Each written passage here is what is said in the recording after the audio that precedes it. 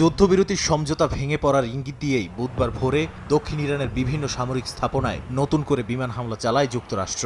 মার্কিন central command CENTCOM জানায়, Hormuz প্রণালীতে বাণিজ্যিক জাহাজে হামলার জবাবে তারা ইরানের ৮০টিরও বেশি লক্ষ্যবস্তুতে আঘাত হানে। এই হামলার কয়েক ঘন্টার মধ্যেই পাল্টা জবাব দেয় ইরান।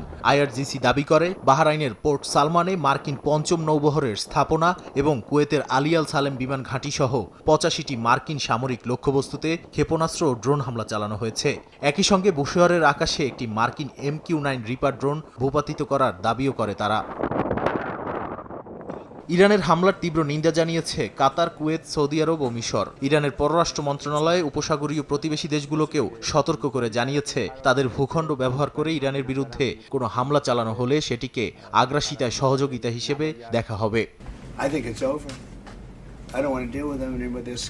উত্তেজনার মধ্যেই ন্যাটো সম্মেলনে মার্কিন প্রেসিডেন্ট ডোনাল্ড ট্রাম্প বলেন, ইরানের সঙ্গে যুদ্ধবিরতি শেষ হয়েছে। তার মতে তেহরানের সঙ্গে আর কোনো আলোচনা করতে চান না তিনি। অন্যদিকে ইরানের পররাষ্ট্রমন্ত্রী আব্বাস আরাকচি অভিযোগ করেন, ওয়াশিংটনের হামলা এবং তেলের উপর পুনরায় নিষেধাজ্ঞা আরোপ যুদ্ধবিরতির সমঝোতার মৌলিক ধারাগুলোকে অকার্যকর করে দিয়েছে।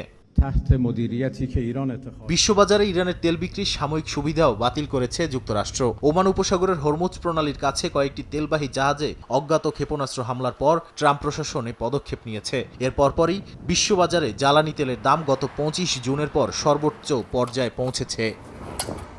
নাদিম মারজান, সময় সংবাদ।